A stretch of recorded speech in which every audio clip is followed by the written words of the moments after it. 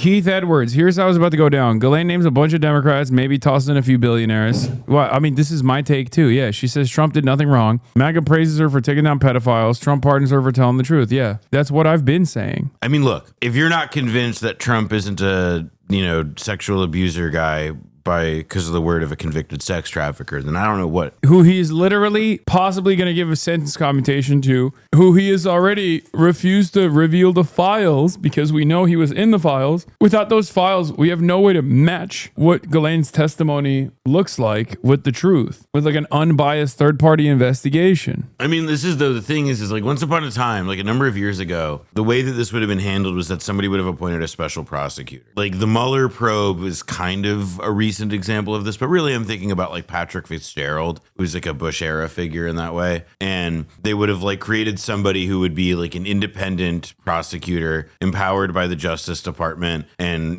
given powers and specific insulation from the president so they could get to the bottom of the matter and then release a report that is ultimately the result of a negotiation with the president and so on, which, fine. It would have been like the traditional way to handle this. But Trump doesn't let stuff happen that he can't control to a completion, essentially. And the circumstances of this do seem to suggest that it also is actually not like set aside propriety, set aside what Trump does or doesn't do, like in terms of keeping with or breaking from tradition. It really does seem like Trump he can't let somebody be rooting around. Like even if they appointed some Law and Order Republican style guy to be an independent, special counsel or whatever. I think that what could turn up would be genuinely damaging, especially if, by the way, the Wall Street Journal, not, the Huffington Post, credible news sources, but again, like something that is run by a right-wing billionaire. Bro, you can't be talking about this lame and unimportant story still.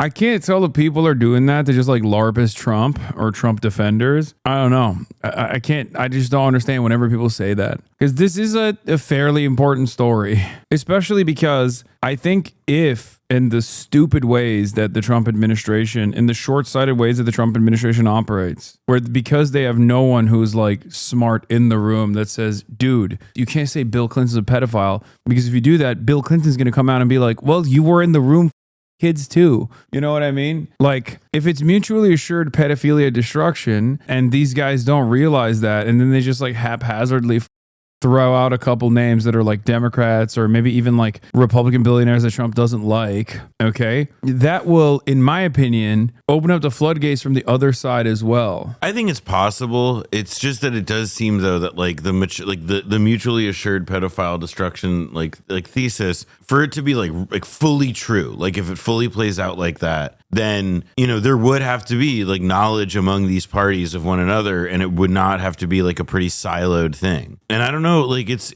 I mean, this is what's so frustrating. Even if you've read the Julie K. Brown book and all this stuff, it does remain, because a lot of the investigation and a lot of the examination of how this stuff worked, like there remains a lot of secrecy and unknown about how compartmentalized it was, how many of the people who knew Epstein knew each other in the context of Epstein. I mean, this is, these are all, by the way, like, because Epstein seems to have palled around with so many people who are so influential in society, not just because they were successful actors or filmmakers or celebrity real estate developers, but also because they were future heads of the CIA, like Bill Burns, for example. It does seem like, yeah, this is why you should have an independent public commission or a congressional committee that would examine this. Yeah, but I don't think that that's going to happen. I don't think that that can happen, like you said, because like too many people are implicated. I think it could happen. It just is like, it requires, like, it's generational, right? Like there's a lot, like if you are below a certain age, right, there's just no chance that you're implicated in Epstein stuff aside from like if a donor you have or something. It's just mathematically impossible, And so I think that there is, like, it's just a matter of time, and it may not be soon,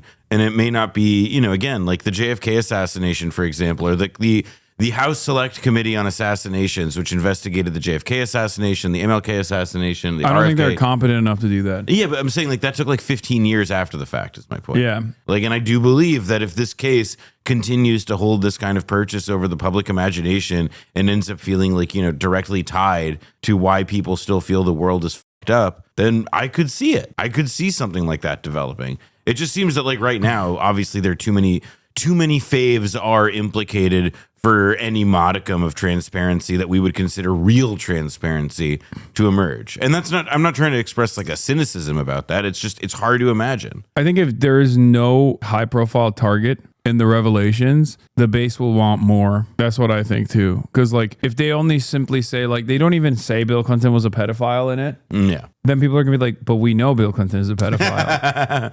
Like, what do you mean? It is like they've got to make sure that if they do the limited hangout route, that they've got to have enough. I actually do think people, but they have to say. But if they say Bill Clinton's a pedophile, then Bill Clinton could turn around and be like, well, you're a pedophile too. We're all pedophiles. Clinton is also in a category of like there's certain people who I think are just untouchable because like they're load-bearing individuals within like the constellation of the American power elite. And Bill Clinton is that kind of person, even in his advanced age and so on, because he is part of what has made, again, like an entire like node of the democratic aligned power elite like function. And by the way, that's now connected and expand, and because this is just how elite reproduction works. It's not like a conspiracy. I mean, you could frame it that way if one wanted, but like, it's like, yeah. And now like Hillary Clinton and the Clinton Global Initiative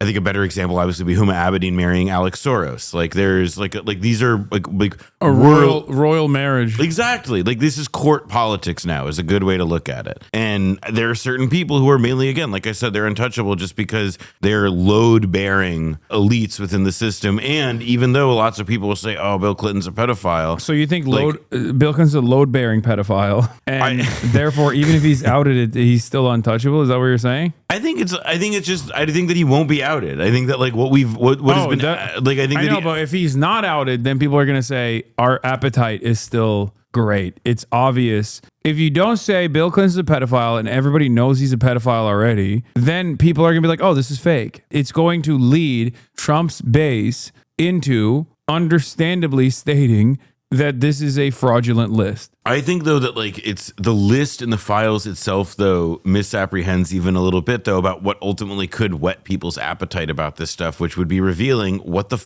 was Epstein's relationship to the CIA, to the Mossad, to MI6. But I think at first, before Trump like started basically communicating to the public with the way he's like dealt with the story that he might have actually literally kids, like diddled children alongside Jeffrey Epstein. I always was under the assumption that he was just like protecting the elite, and maybe the reason why he had like communicated differently prior to the election as opposed to after the election when he won was because of Israel. Now I think because of the way he has responded to this, I used to be of the mindset that he actually severed ties with Epstein in like 2003, and then that was it. That he was like one of the people that actually lucked out. That like it was weird that he had Alex Acosta on as his labor secretary, but I used to be of the mindset that like he was clearly very heavily involved up until like 2003, and then there's not really much we know of in terms of their relationship. Now I feel like there's got to be more because this motherfucker is hiding this so sloppily. But it's, this is where it's like, I believe there's more, but I believe to me, the more is less about like, who are the bold-faced names that were people who like had sex with children or whomever, whatever it was, because of Epstein or did, crimes with him on his island. And it's again, more about like the scandal and the thing everybody's like playing catch up to try and protect is the involvement of like governments and powerful interests who people who are supposed to act, institutions that are supposed to represent a greater good at all times, even if it's a greater good we disagree with, working with the unspeakable, working with and using methods that are perhaps also unspeakable. Yeah. I don't know. Like, I do feel that like we really do mostly already know what we could ever really get to know about who are like the big names that were doing stuff with Epstein. What remains to be seen is just like what are the details of those relationships? Yeah, and from also, Leon Black on down. Yeah, and also the financial ties, like how he made his money, who was doing the wire transfers, and like following the paper trail of Jeffrey Epstein, this complex web of financial elite and like what kind of involvement they had. Was he money laundering for them? Things of that nature, alongside his relationship to intelligence communities like around the globe.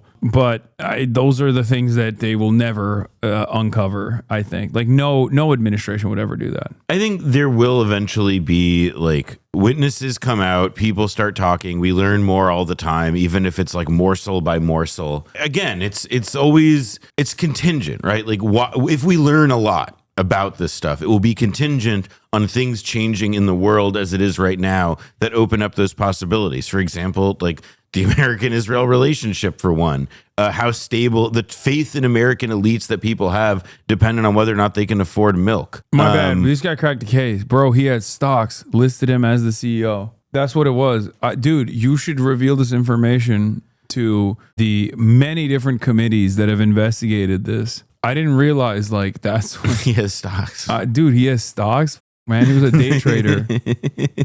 Dude, he was a day trader and he was a CEO. That's why Les Wexner gave him power of attorney. One of the other ones I think that I learned, did you see that? Have you seen the Powerball thing? Search Google Epstein Powerball or Zorro Trust Powerball. No, I thought that was a Felix bit. That's real? That's a real thing that they've... Just Google it. I'm not kidding. I thought, that has to be fake. No, there's no way. No. There's nothing. There's a good. I love this conspiracy. Trust keeps Powerball winner a mystery. Jeffrey Epstein's Zorro Trust claims $85 million Powerball ticket in 2008. A financial planning company based in Oklahoma City received $29.3 million on Monday on behalf of the Zorro Trust, which held the winning ticket from the July 2nd drawing. r/lottery. Did you know that Epstein won $29.3 million sum? But the Oklahoma City newspaper, the Oklahoman, did a little more digging and discovered that the anonymous winner worked in a grocery store across the street from the convenience store where the winning ticket was sold. Apparently, she decided to use the same name for her trust as Epstein did for his. That's incredible. That's incredible. That's so good. I'd seen this like lottery thing flying around, and I figured it'd be a funny thing to look into on stream. But yeah, this was like flying around. And I was like, I'm curious about this. And I saw that the Zorro Trust piece of it was true, but I was just like, all right, there's got to be something more to that. That's so fucking funny. I thought that was a meme that Felix was putting out there. But that is like a great, like, I don't believe there's a conspiracy there. Like if the newspaper reporter found it, like, and it's not like Zorro is a like secret word, but that is mad funny. Imagine like you're like, oh, I'm gonna use an LLC name for my lottery winnings, and then the one you pick happens to be Jeffrey Epstein's. Chapo had a take that if the Dems were competent, they would just release it and burn Bill Clinton. More people on the list are Republicans, and also Bill Clinton not having a speech at the DNC would be a positive thing. There you have it. Chapo, they're shepherds of the DNC. You see that? They're trying to defend the Democratic Party again. I knew it all along. That's why we're Maoist third worldists. Like we're real ones. Unlike Chapo. I think that there's like that elucidates a truth, right? That yes, that would be what competence Dem do or whatever. But I don't know if it's about competence as to why Dems don't do it, or if it's really about the fact that, like, again, what I meant about like Bill Clinton being this like load bearing thing, like it's not like there's that Mark Fisher quote or whatever about like how it's easier to imagine the end of the world than it is to imagine the end of capitalism. I think Democrats have a version of that where it is easier to imagine the end of the world than it is to imagine the end of Bill Clinton. Exactly. Like life without somebody as meaningful as that. Loving Bill Clinton that much, even Hillary doesn't. Hillary notoriously doesn't. That'd be the funniest outcome of all this, is like Hillary outing Bill Clinton like Melinda outed Bill Gates. After years and years of just like staying quietly staying by his side, being this like power couple with great ambitions, Hillary Rodham Clinton finally breaks her silence and outs her husband in her fake sham marriage as a prolific sex trafficker. I think if there's like any single like or not, that's got to be one of the like the. It's her time. I don't know. There remains to me like a strain of like 2016 brain breakage from all of the discourse about like standing up for women and stuff, and then like I'm Bill Clinton and I'm here to support my wife. Yeah, for feminism. No, everybody knows bullshit. I just remembered Jeffrey Epstein saying he's a fan of Time's Up from the Steve Bannon. From the Steve Bannon depositions. Yes, you're absolutely right. You're absolutely right. Oh my God. Yeah, that's it. It's like Jeffrey Epstein in a deposition being like, I hate pedophiles. Wait, let me see if I can find that. Because Steve Bannon obviously has 15 hours of tape on Jeffrey Epstein. That stuff is truly like... Also very strange. It's strange, although Bannon is himself like he's such an operator, and with him, he like he really seems to like he just wants to like he has like a sense of like who's going to be important at some point in time, and then he tries to find a way to be relevant to their story, and you never really quite know what his role is. It's very strange. Yeah.